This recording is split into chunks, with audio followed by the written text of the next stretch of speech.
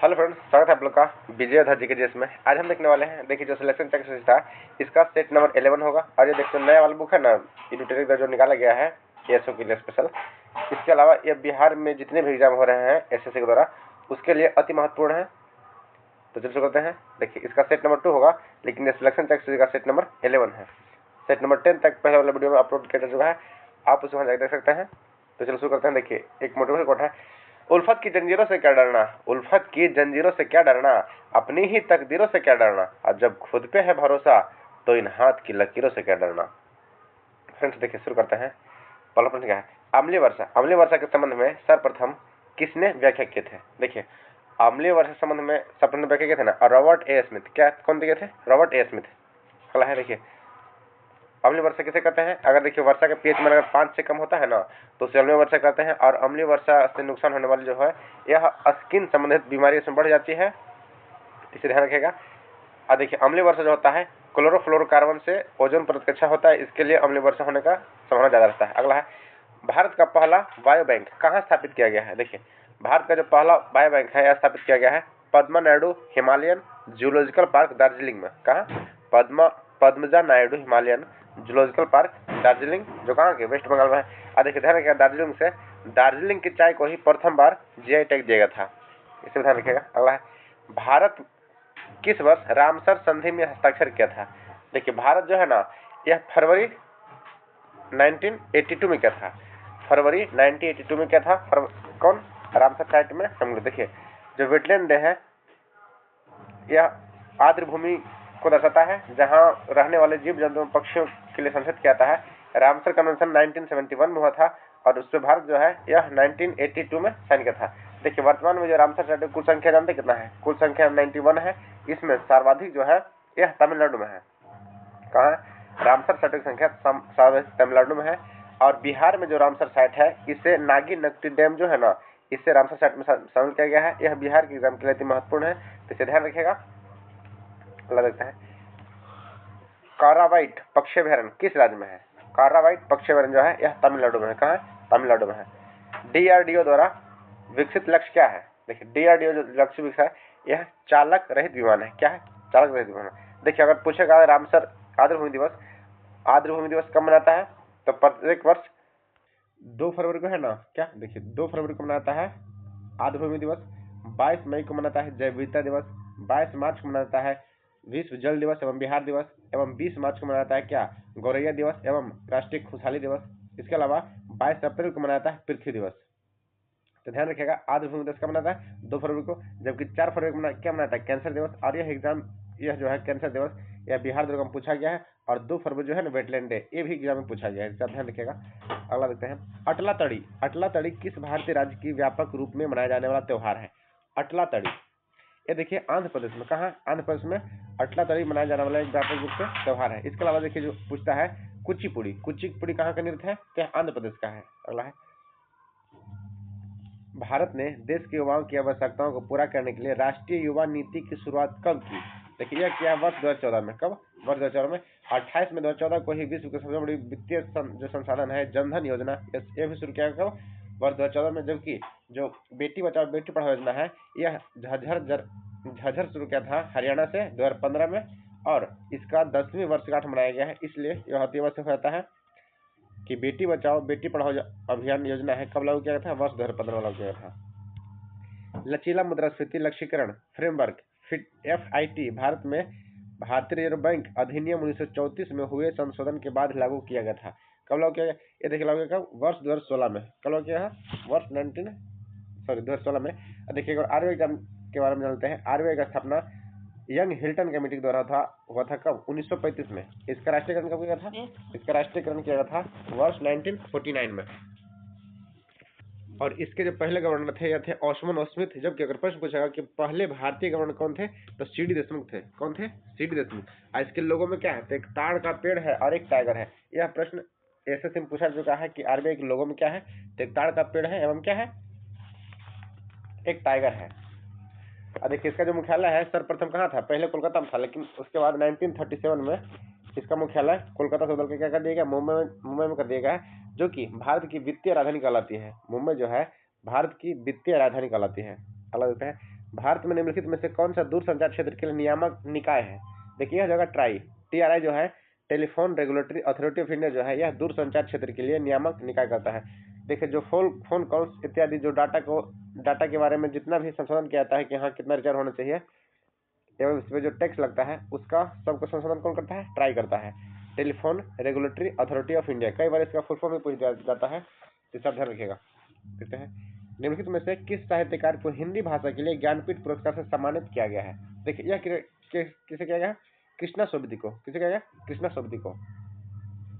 अलग है निम्नलिखित में से कौन सा एक सरोद वादक नहीं है? देखिए सरोद वादक जो है यह अल्लाह रखा जो है क्या है? सरोद वादक नहीं है। एक सेकंड, अल्लाह रखा क्या है? सरोद वादक नहीं है। इसके अलावा देखिए एक सेकंड, अमजद अली खां, अलाउद्दीन खां, अली अकबर खां, ये क्या है? तीनों सरोद वादक हैं, इसे ध्यान रखिएगा। सेंटियागो की राजधानी कहाँ है? देखिए सेंटियागो की राजधानी कहाँ है? तो चिली जो है ना यह सेंटियागो की राजधानी है। सॉरी, चिली की राजधानी क्या है? सेंटियागो है। इथियोपिया कहाँ है? इथियोपिया की राजधानी कहाँ? आदिस अबबा है। निम्नलिखित को सुमिलित कीजिए। देखिए कथन 1 को कथन 2 से मिलाना है। इसका हो जाएगा, एक सेकंड थोड़ा छोटा करना पड़ेगा। शुंग वंश का नाम कौन थे? इसका था शुंग वंश की राजधानी कहाँ थी? यह पाटलिपुत्र थी। सातवाहन का कहाँ था? देखिए सातवाहन का हो जाएगा पैठन या प्रतिष्ठान। कदम का हो जाएगा बनारसी एवं चंदेल का महोबा। देखिए सातवाहन से एक प्रश्न और पूछता है कि सिक्के जो कांस क्या बोलता है? कांस नहीं, शीशा का सिक्का कौन चला था? तो यह सातवाहन चला था। और सातवाहन जो वंश था ना यह मातृ शतात्मक थी, क्योंकि इसमें हर एक नाम के पहले माता का नाम ऐड किया जाता था। अगला है अशोक का रुक्मिणीदेवी स्तंभ है कहाँ है? देखिए यह है बुद्ध के जन्म से। अशोक का जो रुक्मिणीदेवी स्तंभ है ना यह बुद्ध के जन्म से संबंधित है। देखिए बुद्ध द्वारा जब प्रथम उपदेश दिया था कहाँ दिया था? यह सारनाथ में दिया था। बुद्ध की ज्ञान प्राप्ति जो होता है कहाँ? बुद्ध क्या हुआ था? गया का नाम वर्तमान में गया जी कर देगा, इसे ध्यान रखिएगा। अब बुद्ध का शरीर त्याग, देखिए इनका जन्म हुआ था लुम्बिनी में और मृत्यु कहाँ था? कुशीनगर में हुआ था। निम्नलिखित में से कौन सा एक कथन सही नहीं है? देखिए इसका श्रवण मृगोला स्थित गोमतेश्वर की प्रतिमा जैनियों के अंतिम तीर्थंकर दर्शाता है, यह गलत है। इसमें देखा है भारत का सबसे बड़ा बौद्ध मठ अरुणाचल प्रदेश में है, जो कि तवांग मठ के नाम से जाना है। क्या है? भारत का सबसे बड़ा बौद्ध मठ अरुणाचल प्रदेश में है, जिसे तवांग मठ कहते हैं। खजुराहो के स्थित मंदिर चंदेल राजा द्वारा बनाया गया था, ये सही है। होयलेश्वर मंदिर शिव को समर्पित है, ये सही, ये सभी सही है। जबकि देखिए जो गोमतेश्वर मूर्ति प्रतिमा जैनियों का अंतिम तीर्थंकर दर्शाता है, ये गलत है, क्योंकि जैन धर्म जो अंतिम तीर्थंकर थे ना यह महावीर स्वामी थे। इनका निधन हुआ था नालंदा के पावापुरी में, जन्म कहाँ हुआ था? कुंडग्राम में। जबकि 23वें तीर्थंकर कौन थे? पार्श्वनाथ थे। कौन थे? पार्श्वनाथ। अगला है महात्मा गांधी द्वारा व्यक्तिगत सत्याग्रह आंदोलन के लिए प्रथम सत्याग्रही के रूप में किसे चुना गया था? देखिए प्रथम सत्याग्रही कौन थे? यह थे विनोबा भावे। कौन थे? विनोबा भावे थे प्रथम सत्याग्रही। अगला देखते हैं प्रांतों में द्वैध शासन प्रणाली किस अधिनियम के अंतर्गत लागू किया गया था? एक था वर्ष 1919 के 1919 के अधिनियम के तहत द्वैध शासन प्रणाली लागू किया था। अगला है किस सूफी संत की मान्यता थी कि भक्ति ईश्वर के निकट पहुंचने का एकमात्र साधन है? ये देखिए मोइनुद्दीन चिश्ती, जो मोइनुद्दीन चिश्ती है ना, इनका कहना था कि भक्ति संगीत ईश्वर के पास पहुंचने का एकमात्र साधन है। मोइनुद्दीन चिश्ती का दरगाह कहाँ है? यह अजमेर में है। अजमेर शरीफ में मोइनुद्दीन चिश्ती का दरगाह है। इसके अलावा अजमेर में एकमात्र ब्रह्मा जी का मंदिर है, जो कि पूरे भारत में एक ही जगह है, जो कि अजमेर का कहाँ है? पुष्कर में है। अगला है असहयोग आंदोलन के दौरान किसने बिहार में किसानों की अगुवाई की थी? असहयोग आंदोलन, देखिए ये किए थे कौन? स्वामी विद्यानंद जी। कौन के थे? स्वामी विद्यानंद जी। देखिए इसके अलावा एक और प्रश्न पूछता है कि भारत में किसान जो आंदोलन हुआ था उनके प्रणेता एवं किसान से संबंधित जो महान नेता कौन थे? यह सरस्वती जी थे। कौन? दयानंद सरस्वती जी। सॉरी एक सेकंड, सहजानंद सरस्वती जी थे बिहार के एक महान क्या थे? कृषि नेता थे, किसान नेता। महात्मा गांधी एंड बिहार सर रेमिनेंस के लेखक कौन थे? देखिए इसका जगह डॉक्टर राजेंद्र प्रसाद। कौन थे? डॉक्टर राजेंद्र प्रसाद जो थे यह महात्मा गांधी बिहार सम रेमिनेंस पुस्तक के लेखक थे। देखिए डॉक्टर राजेंद्र प्रसाद को देश रत्न की उपाधि के नाम से जाना जाता है। अगला है निम्नलिखित में से कौन सी एक बड़ी संसदीय समिति है? सबसे बड़ी संसदीय समिति कौन सी है? ये देखिए होता है प्राक्कलन समिति। कितने होते हैं? प्राक्कलन समिति जो है सबसे बड़ी समिति है। देखिए लोक लेखा समिति होता है, उसमें कितना होता है? कुल 22 सदस्य होते हैं, 15 होते हैं लोकसभा से, 7 किससे होता है? राज्यसभा से। इसके अलावा जो प्राक्कलन समिति में है यह टोटल 30 सदस्य होते हैं। इसके अलावा सरकारी जो उपक्रम समिति है इसमें भी कुल 22 सदस्य होते हैं। देखिए अगला देखते हैं प्रश्न। विधानसभा में सीटों की अधिकतम तथा न्यूनतम संख्या हो सकती है। कितना हो सकते हैं? देखिए तो अधिकतम हो सकता है कितना? 500 एवं न्यूनतम कितना हो सकता है? 60। अगला है निम्नलिखित में से कौन सा सरकार की संसदीय प्रणाली की विशेषता नहीं है? देखिए संसदीय प्रणाली की विशेषता कौन सा नहीं है? यह हो जाएगा शक्तियों का पृथक्करण। इसके अलावा सामूहिक उत्तरदायित्व, दोहरी कार्यपालिका, बहुदल का शासन, एक सब क्या है? संसदीय प्रणाली की विशेषता है। संसद का आपातकालीन की घोषणा होने के कितने माह के भीतर संसद के दोनों सदनों द्वारा अनुमोदन की आवश्यकता अनिवार्य है? ये देखिए कितना है? 30 दिन। 30 दिन है, ऐसे 1 माह करते हैं। ऑप्शन में क्या है? 1 माह है, तो 1 माह के भीतर उसे अनुमोदन करना अति आवश्यक है। देखिए आपातकाल जो है यह बिहार में तो कुल कितना लग चुका है? कुल 8 बार लग चुका है। सॉरी, राष्ट्रीय शासन का, राष्ट्रीय आपातकाल नहीं लगा है, राष्ट्रपति शासन लगा है बिहार में। दिए गए विकल्प में से किसकी नियुक्ति राष्ट्रपति के द्वारा नहीं की जाती है? सॉरी, राष्ट्रपति के द्वारा नहीं किया जाता। देखिए ये जो कैबिनेट सचिव है ना, इसका नियुक्ति राष्ट्रपति द्वारा नहीं किया जाता। जबकि इसके अलावा महान्यायवादी जो अटॉर्नी जनरल हुए, प्रधानमंत्री की नियुक्ति कितना जाता है? आर्टिकल 75 के तहत प्रधानमंत्री की नियुक्ति जाता है। संघ वाले प्रदेश के मुख्यमंत्री, ये सब क्या है? सभी राष्ट्रपति द्वारा नियुक्त किया जाता है। वर्तमान में राष्ट्रपति और मंत्रिपरिषद के मध्य संबंधों का संचालन निम्नलिखित में से किस संविधान संशोधन के अधिनियम के द्वारा संचालित किया जा रहा है? देखिए ये जो हो रहा है ना, 44वां संविधान संशोधन वर्ष 1978 में हुआ था, उसके द्वारा किया था। अगला है राज्य विधान परिषद के सदस्यों के निर्वाचन में शामिल होते हैं। कौन शामिल होते हैं? ये देखिए माध्यमिक शिक्षक जो है ना, यह राज्य विधान परिषद के जो सदस्य है ना उसमें शामिल होते हैं। कौन होते हैं? माध्यमिक शिक्षक का, माध्यमिक शिक्षक। 28वां प्रश्न है, भारतीय राष्ट्रपति के चुनाव संबंधित किसी विवाद को किसके समक्ष पेश किया था? देखिए जो राष्ट्रपति के चुनाव को विवाद होता है तो इसका जो सुनाव होता है सीधा कहाँ होता है? सर्वोच्च न्यायालय में। कहाँ होगा? सर्वोच्च न्यायालय में। अगला, अरल सागर निम्नलिखित में से किन दो देशों के बीच स्थित है? अरल सागर जो है यह कजाकिस्तान एवं उज्बेकिस्तान के बीच है। कहाँ? कजाकिस्तान एवं उज्बेकिस्तान के बीच क्या है? अरल सागर है। निश्चय। कौन सा सुमेलित नहीं है? देखिए इसका जो होगा कैंटबरी फिनलैंड, यह गलत है। जबकि वेल्ड कहाँ है? वेल्ड जो घास के मैदान है यह दक्षिण अफ्रीका में है। डाउन्स कहाँ है? ऑस्ट्रेलिया में है। पुस्ताज कहाँ है? हंगरी में है। इसके अलावा जो लानोज है, लानोज कहाँ है? यह वेनेजुएला में है। और पटाना, देखिए पटाना जो है ना, यह पटाना है श्रीलंका में। भारत में जो घास के मैदान है इसे मर्ग कहता है, जैसे सोनमर्ग, गुलमर्ग इत्यादि क्या है? यह सब घास के मैदान है। स्टेपिज, देखिए एक स्टेपिज पूछता है, स्टेपिज कहाँ है? यह है मध्य एशिया में। पंपास ब्राजील एवं अर्जेंटीना में है। सवाना, सवाना है पूर्वी अफ्रीका में।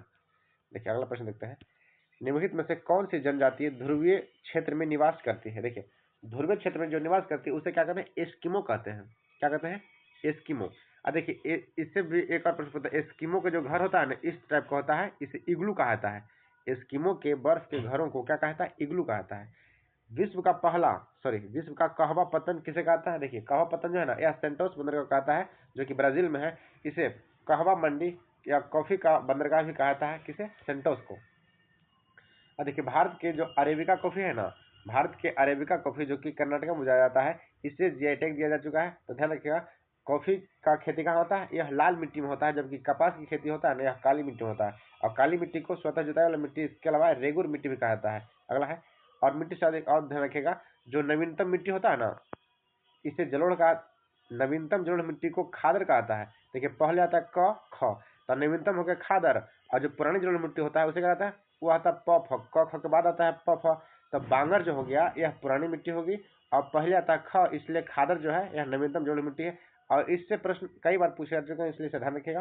अगला है, देखिए माउंट ब्लैक पर्वत किस पर्वत की श्रेणी का सर्वोच्च चोटी है? माउंट ब्लैक जो है ना यह आल्पस पर्वत का, कहाँ है? आल्पस पर्वत की सर्वोच्च चोटी। यह देखिए मध्य यूरोप में पाया जाता है आल्पस पर्वत, इसे ध्यान रखिएगा। हाल ही में किसने हिमाचल प्रदेश में वॉयस ऑफ किन्नौर समुदाय रेडियो को लॉन्च किया है? किसे? Voice of Kinnaur. ये देखिए भारतीय सेना ने इसे लॉन्च किया है, वॉइस ऑफ किन्नौर। देखिए एक और ध्यान रखिए, भारतीय सेना दिवस कब मनाता है? 15 जनवरी क्या मनाता है? थल सेना दिवस मनाता है। 8 अक्टूबर क्या मनाता है? यह वायु सेना दिवस मनाता है। और जो थल सेना दिवस है यह 4 दिसंबर को मनाता है। बिम्स्टेक बिम्स्टेक शिखर सम्मेलन 2025 का आयोजन कहाँ किया गया है? यह देखिए किया गया थाईलैंड में। कहाँ? थाईलैंड। इसका राजधानी कहाँ है? बैंकॉक है। थाईलैंड की राजधानी है, यह बैंकॉक है, ध्यान रखिएगा। अगला है, हाल ही में बिहार में के मुख्यमंत्री श्री नीतीश कुमार ने बिहार राज्य सफाई कर्मचारियों आयोग का गठन की मंजूरी दिया है। इस आयोग में अध्यक्ष सहित कुल कितने सदस्य होंगे? देखिए जो सफाई कर्मियों का जो आयोग बनाया गया बिहार में, इसमें कुल कितने? 7 सदस्य होंगे। कितने होंगे? कुल 7 सदस्य होंगे। नेक्स्ट है, हेनले पासपोर्ट इंडेक्स जुलाई 2025 में भारत का स्थान कितना है? देखिए हेनले में कितना है? यह 77 है। कितना है? 77 है। हाल ही में किस देश में यूनेस्को से पुनः बाहर निकलने का फैसला लिया है? ये कौन सा देश है? देखिए अमेरिका जो है यह यूनेस्को से क्या बाहर निकल गया। देखिए यूनेस्को फुल फॉर्म क्या होता है? United Nation Educational Scientific Cultural Organization. क्या होता है? United Nation Educational Scientific Cultural Organization. यह 68वीं बीपीएससी के पीटी में प्रश्न पूछा गया है कि यूनेस्को का फुल फॉर्म क्या होता है।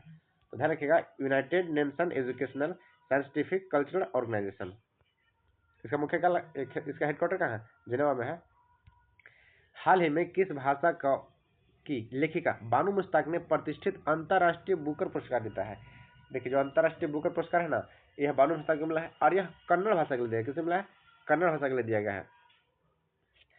अगला देखते हैं, हाल ही के दिनों में डॉक्टर M.R. श्रीनिवासन का निधन हो गया है। इसका संबंध किस क्षेत्र से? देखिए जो N.R. श्रीनिवासन है ना, यह प्रसिद्ध परमाणु वैज्ञानिक थे। क्या थे? प्रसिद्ध परमाणु वैज्ञानिक थे N.R. श्रीनिवासन। नेक्स्ट है, दुनिया का पहला वाणिज्यिक ई मेथेनॉल संयंत्र किस देश में स्थापना किया जा रहा है? ई मेथेनॉल, ये देखिए डेनमार्क। कहाँ? डेनमार्क। इसका राजधानी कहाँ है? डेनमार्क की राजधानी है यह कोपेनहेगन। क्या है? कोपेनहेगन। न्यायमूर्ति भूषण रामकृष्ण गवई ने भारत के मुख्य न्यायाधीश के रूप में शपथ लिया है। भारत के मुख्य न्यायाधीश पर विराजमान होने वाले कौन से क्रम के न्यायाधीश है? देखिए कौन है? जो B.R. गवई है, यह कितने नंबर के हैं? कितना जाएगा? 52वें नंबर के हैं। 52वें नंबर के हैं V.R. गवई, भूषण रामकृष्ण गवई।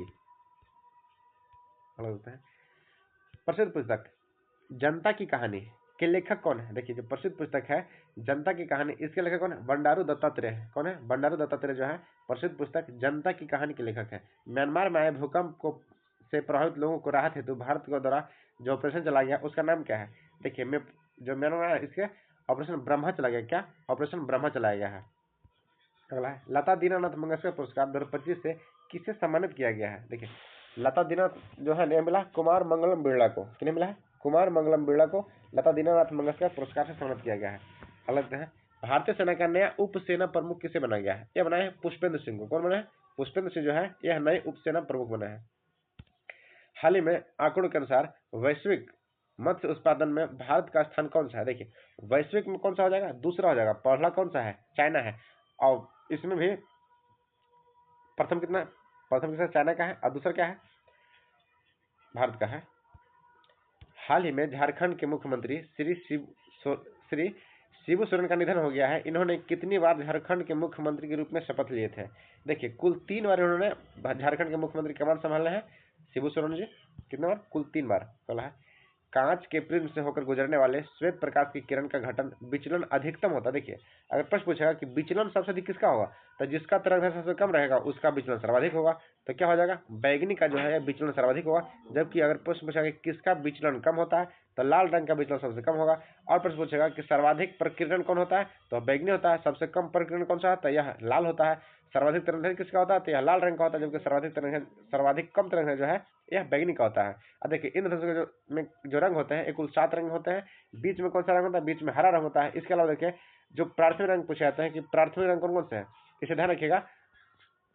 हरा, लाल, नीला। हरा, लाल और नीला जो है इसे प्राथमिक रंग कहा जाता है। जबकि जो इससे मिलकर रंग बोलते हैं उसे द्वितीयक रंग कहा जाता है। देखिए प्रश्न इससे इतना ही बनता है सर, ये सब प्रश्न पूछे गए हैं। भौतिक की कौन सी शाखा विराम अवस्था में द्रवों के गुणों से संबंधित है? देखिए भौतिक की कौन सी अवस्था जो है यह विराम से अवस्थित है। यह हो जाएगा हाइड्रोस्टेटिक्स, कौन सा? हाइड्रोस्टेटिक्स कहता है। निम्नलिखित में से कौन सा कथन सत्य है? इसे ध्यान रखिएगा, कौन सा कथन सत्य होगा?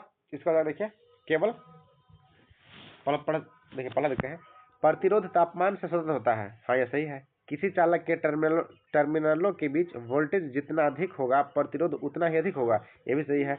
प्रतिरोध का ऐसा मात्रक ओम होता है। देखिए प्रतिरोध का ऐसा मात्रक ओम होता है। ये प्रश्न क्या है? केवल 3 सही, सॉरी यह दोनों गलत है।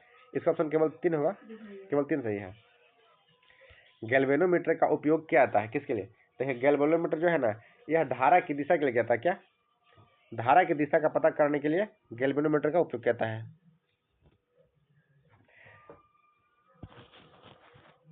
निम्नलिखित में से किसके डिजाइन के लिए आर्किमिडीज सिद्धांत का प्रयोग किया जाता है?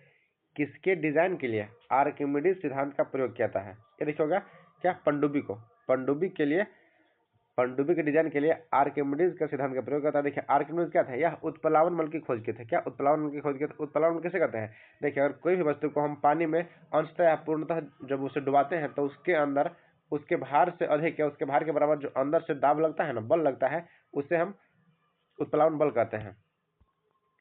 अगर उत्प्लावन बल अधिक रहा तो वस्तु क्या होता है? वस्तु पानी पे तैरती है। अगर उस पानी के घनत्व की अपेक्षा उत्प्लावन कम रहा तो वस्तु क्या होता है?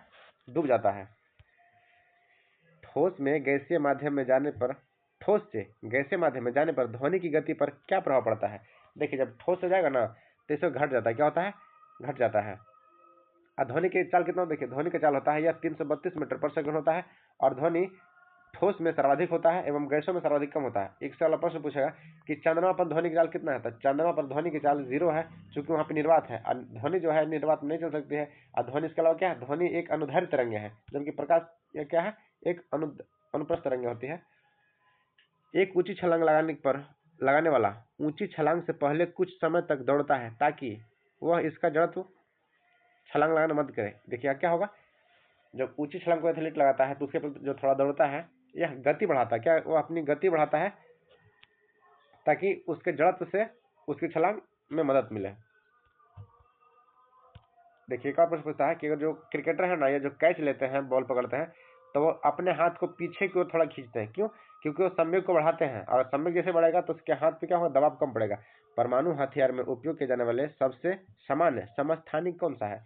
देखिए हो जाएगा यूरेनियम और प्लूटोनियम। क्या होगा? यूरेनियम एवं प्लूटोनियम परमाणु हथियार में उपयोग किया। देखिए परमाणु हथियार, यह प्रथम युद्ध हुआ था सेकेंड वर्ल्ड वार 1939 से 1945 के बीच में, तो अमेरिका जो गिरा था जापान पे। इससे प्रश्न पूछता है कि हिरोशिमा दिवस एवं नागासाकी दिवस कब मनाता है? तो देखिए हिरोशिमा मनाता है 6 अगस्त को और नागासाकी मनाता है 9 अगस्त को। क्यों मनाता है? क्योंकि 6 अगस्त 1945 को अमेरिका ने जापान पे के हिरोशिमा पर बम गिरा था 6 अगस्त को, और 9 अगस्त को गिरा था नागासाकी। 9 से नागा ध्यान रखिएगा। 9 अगस्त को 9 अगस्त 1945 को गया था नागासाकी पे परमाणु हमला किया था अमेरिका ने। अब देखिए जो 6 अगस्त को यूज हुआ था वह था लिटिल वॉर, उस बम का नाम था लिटिल वॉर। और जो 9 अगस्त को यूज हुआ था उसका नाम लिखा था फैट मैन। ध्यान रखिएगा परमाणु हथियार में किसका उपयोग किया जाता है? यह यूरेनियम एवं प्लूटोनियम का उपयोग होता है। अगला है सहसंयोजक बंधन, दो परमाणुओं के बीच के बंधनों की अधिकतम संख्या क्या हो सकती है? यह होगा कितना? केवल 3 हो सकता है। क्या? केवल 3। अगला है धातुओं के संबंध में निम्नलिखित में से कौन सा कथन सही नहीं है? देखिए यह हो जाएगा क्या? सामान्यतः धातु अम्लीय ऑक्साइड होते हैं। गलत है। जो धातु होते हैं ना यह क्षारीय ऑक्साइड के होते हैं। धातु के ऑक्साइड जो होते हैं यह क्षारीय होते हैं। इसके अलावा धातुओं को आवर्त सारणी में बाईं ओर रखा गया, यह सही है। धातु बंध निर्माण के दौरान धातु इलेक्ट्रॉन का त्याग करते हैं, यह भी सही है। धातु बंध निर्माण के दौरान धातु इलेक्ट्रॉन त्याग की प्रवृत्ति दर्शाता है, यह भी सही है। अगला देखते हैं। देखिए एक नेक्स्ट और प्रश्न पूछता है, प्रश्न सीधा पूछता है कि धातु के जो ऑक्साइड होते हैं वो क्या होते हैं? तो जो धातु के ऑक्साइड होते हैं ना वो क्षारीय होते हैं। अगला देखते हैं जब किसी अम्ल की किसी क्षार के साथ अभिक्रिया करके लवण और जल बनाया जाता है तो इस रासायनिक अभिक्रिया को क्या कहा जाता है? देखिए इसे कहा जाता है उदासीकरण अभिक्रिया। क्या कहता है? उदासीकरण अभिक्रिया। निम्नलिखित में से कौन सा कथन असत्य है? देखिए ध्यान रखिएगा कौन सा कथन असत्य है? धातुओं के ऑक्साइड क्षारीय प्रकृति के होते हैं और अधातुओं के ऑक्साइड अम्लीय प्रकृति के होते हैं, ये सही है। धातुओं के ऑक्साइड अम्लीय प्रकृति होते हैं और ये देखिए गलत है। जो धातु ऑक्साइड है ना यह क्षारीय होते हैं। अधातु प्रकृति विद्युत ऋणात्मक होता है, जबकि धातु की जो प्रकृति है यह धनात्मक होता है। ये क्या होगा? ऑप्शन नंबर बी गलत है, बाकी क्या है, तीनों दोनों सब सही है। ऑक्जेलिक अम्ल किस प्रकृति का स्रोत है? देखिए ऑक्जेलिक अम्ल जानते हैं किसमें पाता है, टमाटर में क्या पाता है ऑक्जेलिक अम्ल, नींबू में क्या पाता है साइट्रिक एसिड पाता है, इमली में पाता है टार्ट्रिक एसिड, जबकि सेब में क्या पाता है मैलिक अम्ल या मौलिक अम्ल कहता है। इसके अलावा देखिए जो बोतल बंद जूस होते हैं ना उसमें फॉर्मिक एसिड रहता है। और एक और प्रश्न पूछता है कि जो चिप्स रहता है, चिप्स के पैकेट में कौन सा गैस रहता है, तो इसमें नाइट्रोजन गैस रहती है।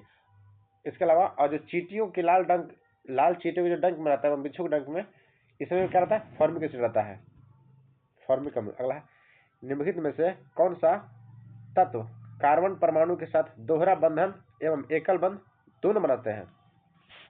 यह हो जाएगा क्या ऑक्सीजन, क्या होगा ऑक्सीजन। निम्नलिखित में से किस यौगिक का निर्जलीकरण निर्जलन अभिकर्मक बनाता है? यह हो जाएगा सांद्र सल्फ्यूरिक अम्ल को निर्जलन अभिकर्मक बनाता है। निम्नलिखित में से कौन सा बालों का मुख्य संरचनात्मक पदार्थ है? बालों का देखिए बाल में क्या रहता है, यह केरोटिन रहता है। बाल हो गया, नाखून हो गया, इस सब में क्या रहता है केरोटिन रहता है।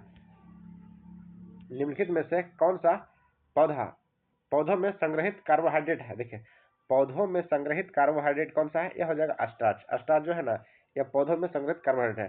प्रकाश संश्लेषण की प्रक्रिया के दौरान निम्नलिखित में से किस उत्पादक अपविशिष्ट के रूप में उत्पाद होता है? क्या होगा, देखिए ऑक्सीजन, देखिए इसके अलावा ऑक्सीजन जल ये सब है ना, यह प्रकाश संश्लेषण के द्वारा उत्सर्जित होते हैं। निम्नलिखित में से कौन सा एक सेप्रोट्रिफ है? सेप्रोट्रिफ ये क्या हुआ, एक मुद्दा क्या कहता है सेप्रोट्रिफ कहता है। गाजर में विटामिन ए की प्रचुर मात्रा होती है, गाजर खाने वाले बच्चों में क्या लाभ मिलता है? देखिए यह हो जाएगा बच्चे की दृष्टि मजबूत होता है। क्या होता है, देखिए इसमें नेत्र जो होता है ना यह मजबूत रहता है, इसमें विटामिन ए अधिक पाया जाता है, जिसके अलावा इसमें रतौंधी एवं आंख से संबंधित बीमारी होने का खतरा कम जाता है। अगला है निम्नलिखित में से कौन सा तत्व त्वचा रंजकता को विकसित एवं प्रभावित करता है? यह क्या जाएगा, देखिए तो sickle cell anaemia vitiligo, sickle cell anaemia vitiligo. अगला देखते हैं नेक्स्ट पर कितना है, किसी व्यक्ति में लिंग निर्धारण निम्नलिखित में से किसके द्वारा होता है? देखिए होता है शुक्राणुओं की मौजूदगी के कारण, किसके द्वारा, शुक्राणुओं में मौजूद गुणसूत्र के कारण लिंग निर्धारण का क्षमता होता है। और किसमें होता है, यह देखिए पुरुषों में होता है।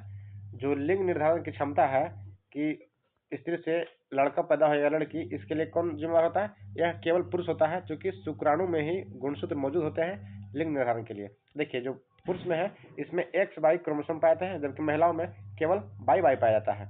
और देखिए अगर एक्स और वाई मिलेगा तो क्या होगा, लड़का होगा, और वाई मिलेगा तो क्या होगा, लड़की होगा, और एक्स मिलने से क्या होता है, लड़की पैदा होती है। अगला है निम्नलिखित में से कौन सा प्रजनन करने के लिए बीजाणुओं का उपयोग किया जाता है? देखिए बीजाणुओं का उपयोग जो है ना, यह परनाग करते हैं, कौन, फर्स जो है ना, फर्स यह बीजाणु का उपयोग करते हैं। स्लाइडेन और स्वर्ण द्वारा प्रस्तुत कोशिका सिद्धांत निम्नलिखित में से किस जीव पर लागू नहीं होता है? देखिए होता है वायरस पर क्या होता है, लागू नहीं होता, जबकि जानवर पर, कवकों पर और शैवालों पर लागू होता है। देखिए कवक के अध्ययन क्या कहते हैं, एक प्रश्न पूछता है कि कवक के अध्ययन क्या कहते हैं, माइकोलॉजी कहते हैं, जबकि शैवालों के अध्ययन को फाइकोलॉजी कहता है। क्या कहता है, फाइकोलॉजी कहता है। निम्नलिखित में से कौन सा सबसे कम विषाक्त नाइट्रोजन युक्त अपशिष्ट है? सबसे कम विषाक्त यह कौन हो जाएगा, यह हो जाएगा यूरिक अम्ल। देखिए यूरिक अम्ल जो है ना यह सबसे कम विषाक्त है। स्वतंत्रता के पश्चात निम्नलिखित में से किनकी अध्यक्षता में आर्थिक नियोजन समिति का गठन किया गया था? यह देखिए किया गया था पंडित नेहरू जी के, कौन, पंडित जवाहरलाल नेहरू जी के द्वारा आर्थिक नियोजन समिति की गठन किया गया था। अगला है नई शिक्षा नीति 2020 में भारत सरकार द्वारा कब घोषित किया गया है? देखिए नई शिक्षा जो NEP का आता है, नेप, यह कब लागू किया, तो 29 जुलाई वर्ष 2020 को, कब किया था, 29 जुलाई वर्ष 2020 को नई शिक्षा नीति लागू की। इसके अलावा देखिए इसमें जो नियम है 5+3+4, 5+3+3+4 है, इस लागू कब किया गया है, 29 जुलाई वर्ष 2020 को। तो फ्रेंड्स इसमें देखिए जितने भी प्रश्न थे 75 जीके जिसके उसे हम कवर कर चुके हैं। अगर कोई वीडियो पे नहीं है तो कृपया चैनल को सब्सक्राइब करें एवं कम से कम एक फ्रेंड्स को शेयर करें। वीडियो को पूरा देखने का धन्यवाद। Thank you. जय हिंद।